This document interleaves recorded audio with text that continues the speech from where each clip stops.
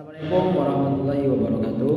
Perkenalkan kami dari kelompok 11 dari mata kuliah tafsir dari kelas C2 Prodi Ilmu Al-Quran dan Tafsir Fakultas Usuluddin dan Filsafat Universitas Islam Negeri Sunan Ampel, Surabaya.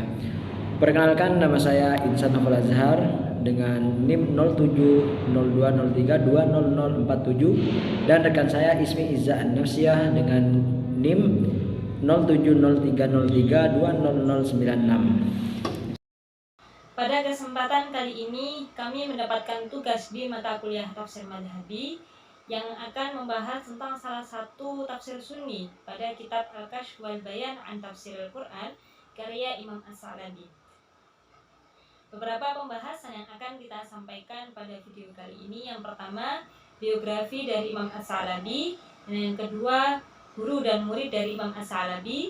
Yang ketiga, bagaimana latar belakang Imam As-Sa'labi dalam menyusun kitab Al-Kashf wal Bayan an Tafsir Al-Quran. Dan yang keempat, beberapa keunggulan dan kekurangan dari kitab Al-Kashf wal Bayan an Tafsir Al-Quran. Yang kelima, bagaimana metode dan corak dari kitab Al-Kashf wal Bayan an Tafsir Al-Quran. Dan yang keenam, bagaimana sistematika penulisan Imam As-Sa'labi dalam menyusun kitab Al-Kashf wal Bayan. Dan yang ketujuh, bagaimana langkah-langkah penafsiran dari Imam As-Sa'labi dalam kitab Al-Kashf wal Bayan. Dan yang terakhir yang ini beberapa contoh mengenai ayat teologi dalam kitab Al-Kashf wal Bayan an Tafsir Al-Quran. Biografi tokoh. Nama lengkap beliau adalah Abu Ishaq Ahmad bin Muhammad bin Ibrahim As-Sa'labi Al-Naisaburi. As-Sa'labi merupakan julukan atau lakob baginya.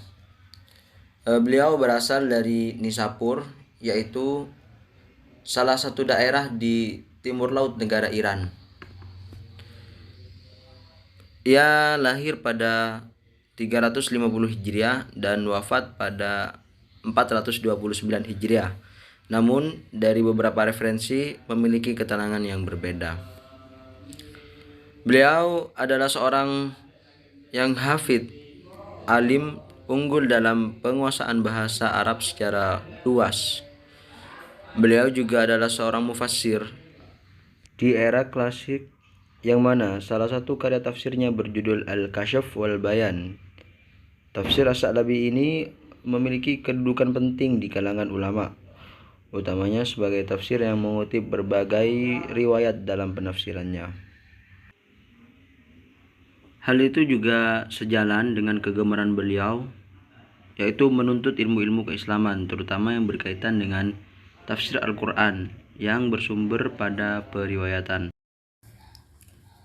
Beliau juga memiliki banyak sekali guru yang merupakan para ulama ahli tafsir maupun ahli periwayatan.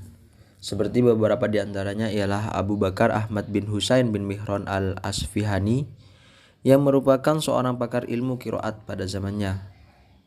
Kemudian juga ada Husain bin Ahmad al-Saqafi al-Dinawari, yang terkenal dengan sebutan Ibnu Fanjuaih. Ia merupakan seorang pakar tafsir pada zamannya, terutama tafsir yang bersumber dari periwayatan. Kemudian juga ada Abu Abdillah Muhammad bin Abdullah al-Hafidh, yang merupakan seorang pakar dalam bidang hadis. Beliau terkenal dengan sebutan Imam Al-Hakim, yaitu penulis kitab dari hadis terkenal yang bernama Al-Mustadrak. Adapun di antara murid-murid As-Sa'labi yang juga ahli dalam bidang tafsir antara lain Abu Hasan Ali bin Ahmad Al-Wahidi Al-Naisaburi. Ia terkenal dengan sebutan Al-Wahidi. Ia merupakan murid As-Sa'labi yang paling terkenal karena banyak menukil riwayat-riwayat dari As-Sa'labi.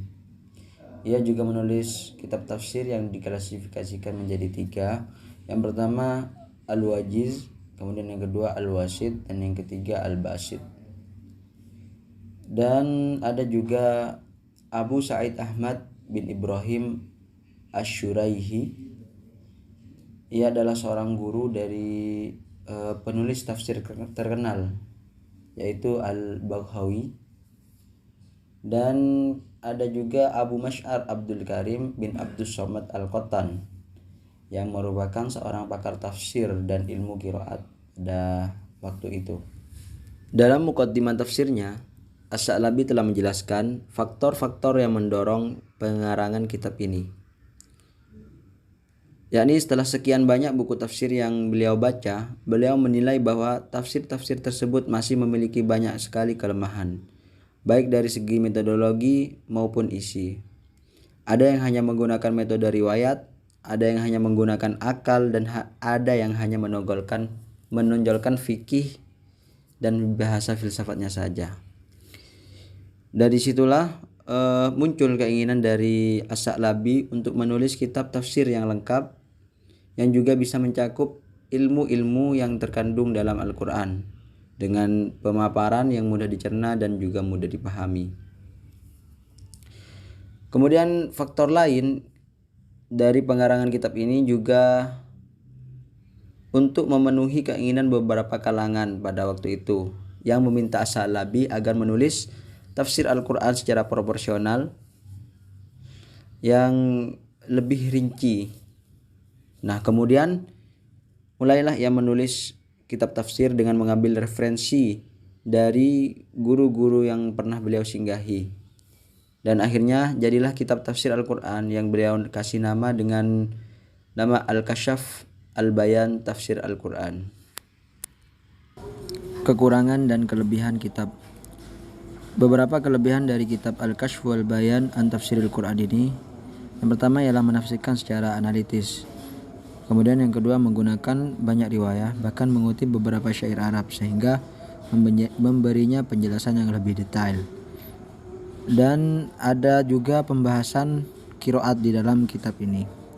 Adapun beberapa kekurangannya ialah banyak pembahasan Israiliyat dengan riwayat-riwayat palsu. Kemudian ditemukannya beberapa hadis maudhu dan juga terdapat kisah-kisah yang batil. Dalam kitab Al-Kasyf wal Bayan an Tafsir Al-Quran karya Imam As-Sa'labi, beliau menggunakan metode tahlili atau yang biasa kita sebut dengan metode analisis. Yang mana metode ini seringkali digunakan oleh para mufassir Al-Quran, utamanya di era klasik. Akan tetapi metode ini juga sering digunakan oleh mufassir-mufassir di era kontemporer ini. Menurut Prof. Quraish Shihab, metode tahlili ini salah satu metode penafsiran Al-Quran yang menjelaskan Al-Quran dari berbagai aspek sesuai dengan pengetahuan, kecenderungan, dan keinginan dari mufassir itu sendiri, yaitu menafsirkan dari ayat demi ayat, surah demi surat, sesuai dengan tartibul mushaf. Mengenai corak dalam kitab Al-Kasyf wal Bayan, Imam As-Sa'labi menggunakan corak madhabi, dan yang seperti kita ketahui bersama bahwa Imam As-Sa'labi ini menganut aliran Sunni, jadi otomatis dalam penafsirannya beliau menggunakan penafsiran-penafsiran sesuai dengan ajaran aliran Sunni. Dan untuk sumber penafsirannya beliau menggunakan penafsiran bil maksur, yaitu penafsiran Al-Quran dengan Al-Quran, penafsiran Al-Quran dengan hadits, dan yang ketiga penafsiran Al-Quran dengan qaulus sahabat, yang terakhir ini penafsiran Al-Quran dengan qaulus tabi'in. Akan tetapi dalam karyanya beliau juga seringkali mengutip beberapa syair Arab dalam menafsirkan Al-Quran. Untuk sistematika penulisan dalam kitab Al-Kasyf wal Bayan, Imam As-Sa'labi menarasikan penafsirannya berdasarkan struktur urutan susunan ayat dan surat dalam mushaf Al-Quran, mulai dari awal sampai dengan akhir. Mufassir memberikan penjelasan mulai dari ayat pertama dan surat pertama dalam Al-Quran, kemudian dilanjutkan yang kedua, yang ketiga, hingga akhir, sesuai dengan urutan mushaf Utsmani. Beberapa langkah penafsiran Imam As-Sa'labi dalam menafsirkan Al-Quran, yaitu yang pertama, menyebutkan latar belakang penamaan dan hal yang berkaitan dengan surah yang dibahas, dan yang kedua menyebutkan asbabun nuzul, dan yang ketiga mengutip ayat per ayat lalu dijelaskan kandungannya, Dan yang keempat, memberikan analisa bahasa dan ragam qiraat. Dan yang kelima, mengutip beberapa syair Arab untuk menjelaskan makna dan penggunaan kata dalam konteksnya. Dan yang keenam, beliau mengutip riwayat-riwayat yang berkaitan dengan penafsiran baik dari Nabi, sahabat, dan tabi'in. Beberapa contoh mengenai ayat teologi dalam kitab Al-Kasyf wal Bayan yang berbunyi Bismillahirrahmanirrahim ila rabbiha nadhirah, yang mana artinya kepada Tuhannya lah mereka melihat. Menurut pemikiran teologi Sunni, kelak orang mukmin di akhirat dapat melihat Allah Subhanahu wa taala sesuai dalil yang ada dalam Al-Qur'an tanpa harus membayangkan bagaimana caranya. Jadi kalimat nadhara di sini yaitu benar-benar melihat. Berbeda dengan Mu'tazilah, kata nadhara ini tidak ditafsirkan dengan melihat Tuhan, akan tetapi dengan tawakkuk waraja atau yang biasa diartikan dengan menunggu kenikmatan dari Tuhan. Selanjutnya contoh yang kedua juga mengenai ayat yang membahas tentang teologi, berbunyi Bismillahirrahmanirrahim. Aqulna ya Adam uskun anta wa zaujukal jannah, yang artinya dan kami berfirman, hai Adam, diamilah oleh kamu dan istrimu surga ini. Dalam ayat ini As-Sa'labi memberikan kesimpulan atas pemikiran aliran Qadariyah bahwa keberadaan surga yang disinggahi oleh Nabi Adam dan Ibu Hawa itu bukan surga yang digaungkan atau yang biasa kita dengar bagaimana gambaran surga di akhirat kelak. Akan tetapi surga yang dimaksud adalah salah satu taman dari berbagai taman di dunia ini yang paling indah. Sekian penjelasan dari kami, kurang lebihnya mohon maaf. Assalamualaikum warahmatullahi wabarakatuh.